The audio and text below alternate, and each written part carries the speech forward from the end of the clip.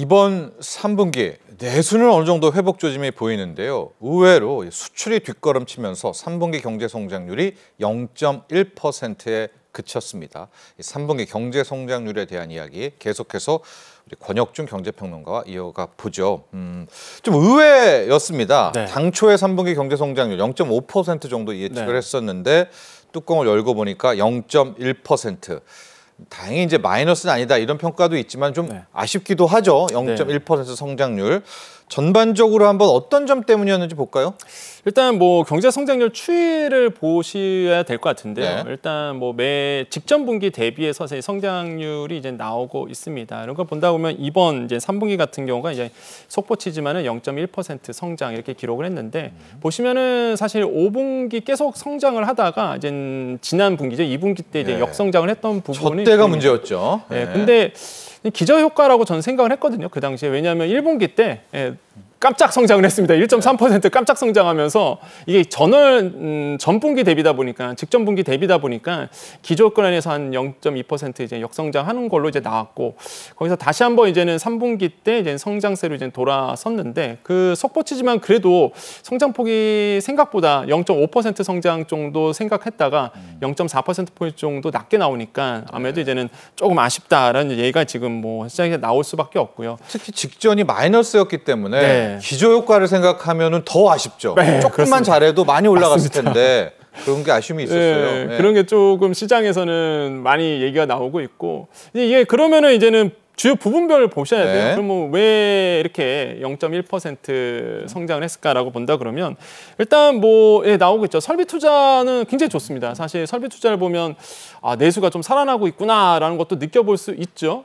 어쨌든 간에 지금 설비 투자 6.9% 상승했고요. 성장했고 수입이 1.5%, 그다음에 정부 소비, 민간 소비 이렇게 이제는 소폭 상승을 했는데 뼈아픈 게 이제 건설 투자 부분에서 2.8% 이제는 하락을 하면서 사실상 이 부분이 조금 뼈아팠고 무엇보다 수출이 지금 0.4% 떨어졌거든요. 그러니까 이게 사실상 제가 봤을 땐 좀 뼈아팠다고 생각을 해봐요. 근데 아까 말씀하신 것처럼 사실 이 내수와 관련된 건설 뭐 투자 부분이 좀 늘어났다는 부분은 좀 고무적이고요. 지금 보면은 이제 2분기와 3분기 요거 이제 성장 기여도가 이제 나오고 있는데 보시면은 이제 순수출이 나오고 있습니다. 순수출이 사실상 이제 수출에서 수입을 뺀 거죠. 여기서 0.8% 이제 하락을 하고 있어요. 그래서 순수출, 그러니까 말 그대로 이제 수출이 좀 많이 둔화됐다. 그래서 수입이 늘어났다 이렇게 보시면 되겠고, 그게 거의 뭐 1%포인트 정도 깎아 먹었죠. 그래서 이게 조금 이제 뼈아프다라고 말씀을 드릴 수 있습니다. 하지만 이제 내수는 좀 늘어난 부분이 있습니다. 0.9% 성장률을 끌어올렸는데 보시면은 이제는 민간 소비랑 그다음에 정부 소비, 그다음에 설비 투자, 그래서 이제 0.9%포인트 정도 이제 상승을 했죠. 0.9% 상승을 했죠. 그래서 이런 거 봤을 때는 확실히 좀 내수가 좀 돌아섰구나. 내수가 좀 잘 살아났구나라는 거를 우리가 이 주요 대비, 전분기 대비해서 보면 항목별로 성장 기여도를 보면 알 수 있다. 그래서 이런 점들이 좀 고무적이고요. 그 건설 투자가 계속 좀 줄고 있는 부분은 아무래도 우리나라의 지금 부동산 경기가 뭐 특정 지역만 빼고는 다 좋지는 않거든요. 그러다 보니까 건설 투자 부분에 좀 줄었던 부분은 좀 아쉽지만은 그래도 전반적으로 봤을 때 내수가 살고 있다는 것을 우리 지표에서 좀 확인했다는 부분은 저는 좀 의미가 있다고 생각을 해봅니다. 자, 7월, 8월, 9월입니다. 3분기 수출 뭐가 문제였습니까?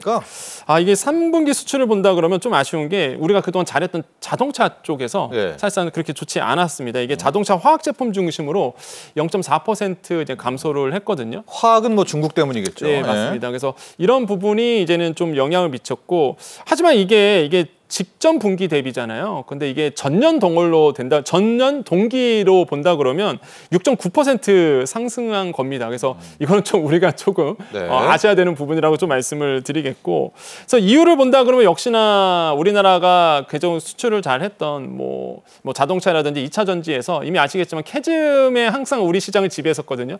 야, 이거 캐즘 아니냐, 일시적인 수요 정체로 인해서. 전기차 캐즘. 맞습니다. 그래서 사실 북미 시장에서 우리 현대기아차가 전기차가 되게 잘 나가 올라가거든요. 그래서 이런 부분 봤을 때 일시적인 수요 정체로 인해서 뭐 3분기에 잠깐 뭐 수출에 영향을 줬다라고 지금 시장에서는 이제 판단을 하고 있는 부분이고요. 아까 말씀드린 것처럼 화학 제품은 중국의 영향이 좀 네. 있었다고 생각을 해봅니다. 그래서 이런 것들로 이제 우리가 이유를 좀 꼽을 수 있다라고 이제 말씀을 드리고, 그다음에 관세청이 그 이전에 이미 그 10월 1일부터 20일까지의 수출 통계를 이제 내놨는데, 그때 보면 이미 알 수 있습니다. 이게 전년 동기 대비해서 한 2.9% 줄었다라고 이제 발표를 했거든요, 관세청에서.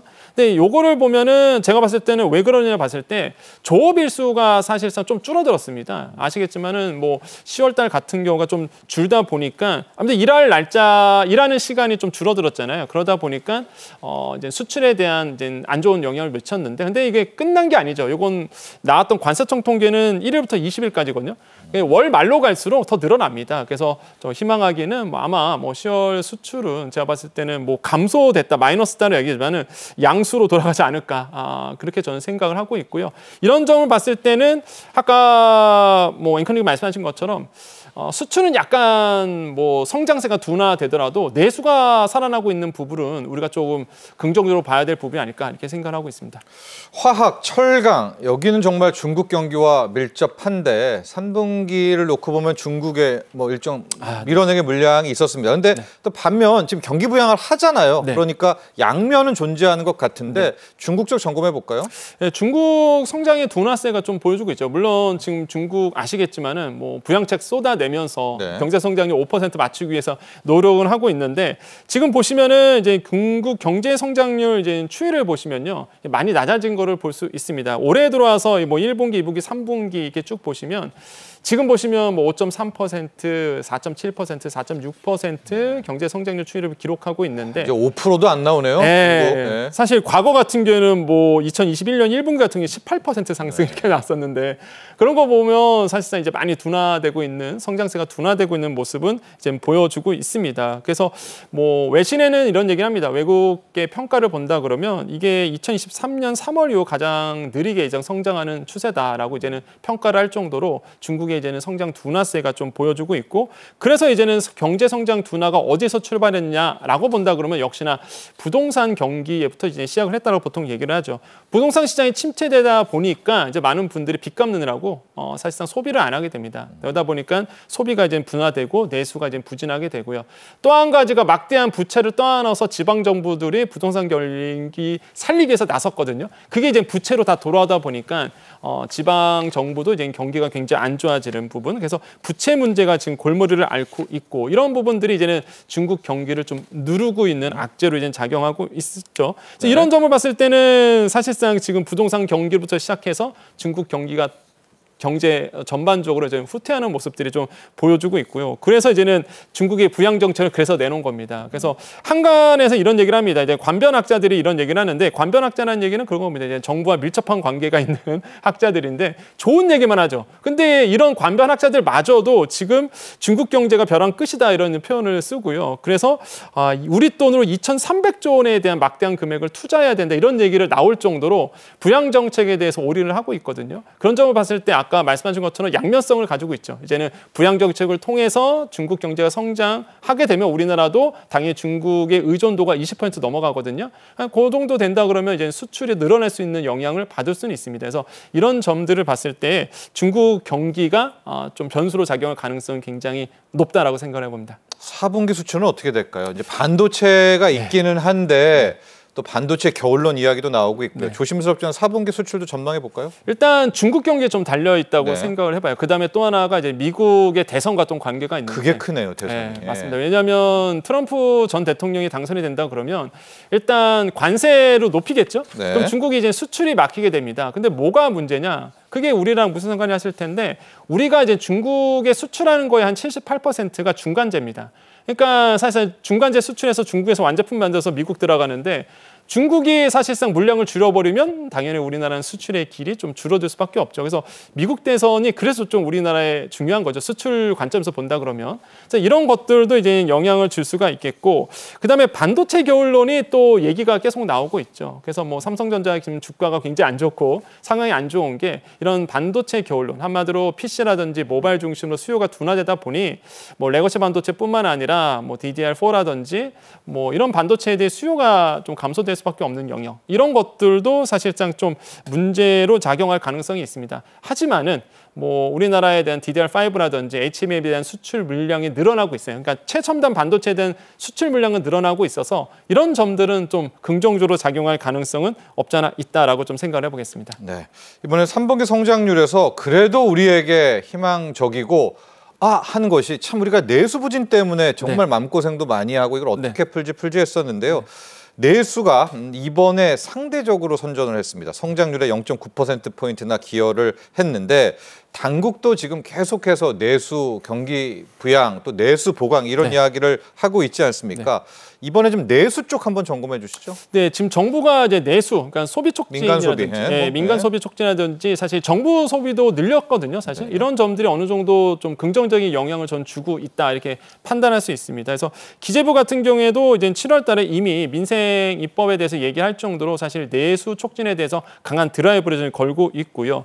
특히 이제는 물가 관리에 굉장히 추세를 하고 있죠. 왜냐하면 물가가 높아지면 사실상 소비 자체가 이루어지지 않게 됩니다. 그러다 보니까 물가 안정을 위해서 지금 노력을 계속 하고 있고, 그런 부분이 어느 정도 영향을 미치면서 소비자 물가 상승률이 둔화되고 있는 모습들도 보여주고 있고요. 특히 이제 물가 관리에서 11조 원 예산 투입하고 있거든요. 좀 효과를 지금 보고 있다라고 생각을 해보겠습니다. 대표적인 게 임시투자 세액공제 1년 연장 더 추가가 되는 부분도 있겠고, 그다음에 기업 융자, 소상공인 자영업자 이런 분들에 대한 예산 투입이 되고 있는데 이게 한 27조 9천억 원 정도 더 늘렸거든요. 지금 나오고 있는 게 뭐 중소 중견기업 임시투자 세액공제 1년 연장이 됐고요. 또한 정책금융이라고 해서 융자 규모를 이제 중소기업들에게 27조 원 더 확대가 됐고, 특히 이제 지방의 건설사들이 어렵죠. 그래서 뭐 중공업 미분양, 악성 미분양에 대해서 매입형 등록 임대를 다시 한번 허용해 준 부분, 그다음에 숙박, 여행, 숙비를 위해서 비수도권 우대 지원하는 부분. 그래서 이게 추석 연휴 때 큰 영향을 줬어요. 사실 이게 20조 원 풀었거든요. 근데 20만 개 쿠폰을 풀었는데 이게 정말로 큰 효과가 있다라고 시장에서 알려지고 있고, 그다음에 청탁금지법상 이제 농산물 가액 한도를 이제는 사실상 뭐 김영란법이죠. 요거 상시 30만 원에서 상향된 부분, 이런 걸 통해서 사실상 내수 살리게 나서고 있는데, 이런 부분이 어느 정도 좀 긍정적인 뭐 시장에서 긍정적으로 좀 영향을 미치고 있다라고 좀 생각을 해보겠습니다. 이런 것들은 제가 그렇게 생각을 해봐요. 앞으로 이제는 일시적으로 끝나는 것이 아니라 뭐 지금 국회에서도 좀 숙제가 남아있죠. 민생 법안에 대해서도 적극적으로 나서서 민생 법안이 잘 처리될 수 있도록 같이 국회도 이제 나서줘야 된다라고 다시 한번 강조를 해드리겠습니다. 자, 최성목 부총리가 이끄는 또 기획재정부 경제장관회의 내용들 보면 지금 거의 내수 쪽이거든요. 정말 여러분 정부가 지금 내수 회복, 내수 활성화에 노력을 하고 있습니다. 최근 나왔던 우리 당국의 내수 경기 활성화에 대한 부분들 한번 내용들 볼까요? 그렇습니다. 뭐 기획재정부가 계속적으로 이제 내수에 대한 드라이브를 지금 걸고 있고, 이미 아시겠지만 뭐 7월에 나왔던 뭐 소상공인 또한 취약계층에 대한 민생 얘기도 같이 나왔었거든요. 이런 점을 봤을 때는 굉장하게 뭐 중소기업, 뭐 중견기업, 어떤 소상공인까지 이런 전방위적으로 내수를 살리기 위해서 노력을 하고 있고요. 이런 점에서 이제 내수 점검 및 대응 방안 자료를 이제 기획재정부가 이번에 내놨습니다. 거기 보면 투자 회복 가속화라는 이제 부분에서 최대 107조 원 가량의 이제 현장 대기 프로젝트 및 투자 계획 실행을 지원하겠다라고 얘기를 하고 있거든요. 또한 투자 여력이 많이 부족하죠. 고금리 상태에서 금융 비용이 늘어나다 보니까 투자 여력이 많이 없어졌거든요. 이런 중소 벤처기업에 대한 부담을 경감하고 자금 지원을 확대하겠다라고 얘기를 하고 있고, 특히 이제 건설이 문제입니다. 아까 보시면 아시겠지만 이제는 건설 쪽에서 그렇게 좋은 모습 안 보여주고 있거든요. 그래서 공공 추가 투자 부분과 민자 활성화로서 이제 보완을 하겠다라고 얘기를 하고 있고, 특히 이제 PF 대출에 대한 정상화 지원 등 이것은 계속적으로 숙제를 안고 있는데, 이런 것도 계속적으로 들여다보겠다라고 얘기했습니다. 특히 이제는 지방 건설사에 대한 미분양 문제, 인센티브를 강화하겠다고 얘기했고요.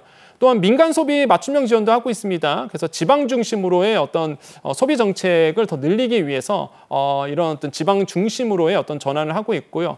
특히 이제 뭐 먹거리 체감 물가 안정 지속 노력이죠. 사실 많은 분들이 물가 성장은 물가는 좀 둔화되고 있는 모습이 보이지만은 체감이 안 된다 이런 얘기 많이 하시거든요. 그래서 특히 먹거리 물가에 대한 안정 노력을 더욱더 지속할 것으로 지금 보고 있습니다.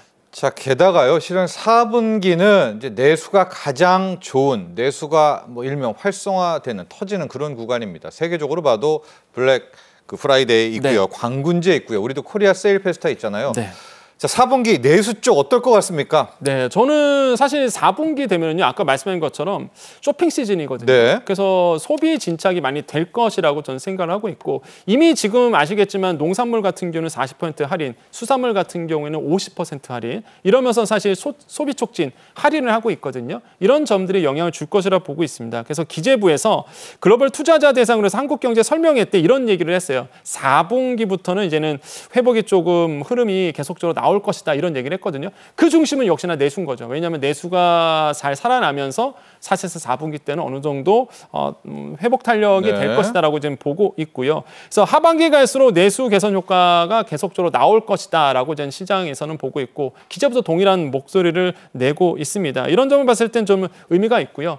하반기 내수 부분별 전망을 좀 보겠습니다. 이제 설비 투자 같은 경우가 지금 보시면은 이제는 3.1% 정도 이제 보여주고 있고. 이게 전년 동기 대비입니다. 그다음에 또 보시면 건설 투자 같은 경우는 좀 아쉽죠. 아까도 말씀드렸지만은 건설 투자는 사실상 좋은 흐름을 보여주기 좀 어려운 부분이 있고요.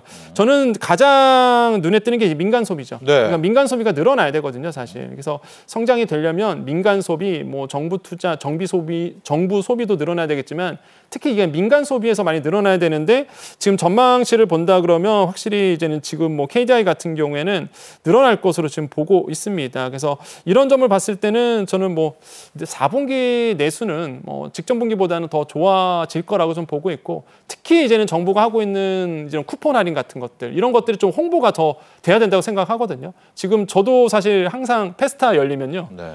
정부가 좀 쿠폰 받고 많이 사는데 이런 것들이 모르시는 분들이 굉장히 많더라고요. 다시 한번 말씀드리지만 농산물 40% 지금 할인하고 있고요. 네. 수산물 같은 경우에도 50% 지금 정부 쿠폰 받고 살 수 있기 때문에 꼭 활용해 보시기를 권유드리겠습니다. 그렇습니다. 우리 내수 경기 활성화를 몸소 실천하고 있는 권혁중 경제평론가입니다. 자, 끝으로요. 정리를 하면서 좀 반가운 소식 하나를 전해드리고 마쳐야 될 것 같아요. 네. 여러분, 우리의 1인당 국내 총생산 일본을 올해 앞설 거라는 전망 나오고 있습니다. 1인당 우리 GDP 전망치가 3만 5천 달러를 넘어서 지금 3만 6천 달러도 될 것 같은데 이것도 일본 제치고 수출도 7천억 달러 넘어서 일본 제치고 이랬으면 좋겠습니다. 자, 일단 GDP 전망치 한일 간 비교 한번 해볼까요? 네, 그렇습니다. 이거 자료는요, 우리나라의 내부 자료가 아닙니다. IMF가 내놨던 자료입니다. 세계 경제 전망 보고서에서 사실 이 얘기가 나오고 있기 때문에 굉장히 공신력이 있다고 보시면 되겠고요. IMF 추정치인데요. 일단 보시면 아시겠지만 2024년도 본다 그러면 GDP 32달러 이렇게 추정을 하고 있어요. 그래서 일본과 대만을 이제 앞서고 있죠. 이런 점을 봤을 때요, 굉장히 고무적이라고 보시면 되겠고 지난해보다 1.6% 증가한 수치입니다. 그래서 IMF는 이런 얘기를 해요. 한국이 2027년이 되면 처음으로 1인당 GDP 4만 달러 도파할 것이다. 이런 전망을 내놓고 있거든요. 굉장히 좀 희소식이죠. 이런 점을 봤을 때에 우리나라의 말 그대로 GDP잖아요. 우리나라의 국력이 더더욱더 높아지고 있다라고 좀 생각을 해보겠습니다. 일본 같은 경우는 물론 엔화 약세 때문에 상대적으로 달러로 환산하다 보니까 좀 둔화되고 있는 모습 이건 보여주는 있어도 그래도 전반적인 경제 기조를 보더라도 우리나라의 GDP 성장률이 더더욱 높다라는 거는 저는 충분히 고무적이다라고 좀 생각을 해보겠고요. 네. 이런 점을 봤을 때는 앞으로 우리나라의 생산 증대가 또 효율성이 이런 점에서 더 늘어날 것으로 보고 있어요. 그래서 저는 굉장히 고무적이고 그래서 이런 점은 봤을 때 2025년, 2026년도 계속적으로 일본과 대만을 앞질러서 1인당 GDP에 대한 부분들이 더 늘어날 희망을 보겠습니다. 네, 1인당 GDP 여러분 작년에 이미 우리가 일본보다도 앞섰고요. 대만은 더 밑에 있고 우리가 일본, 대만보다 훨씬 높다라는 사실. 올해도 큰 이변이 없는 한 높게 될 거다라는 또 맞습니다. IMF 전망치까지 전해드리면서 오늘 이 시간 마쳐야 될 것 같습니다. 자, 긴 시간 동안 함께해 주셨던 권혁중 경제평론가 여기서 보내드리죠. 오늘 감사합니다. 네, 안녕하십니까.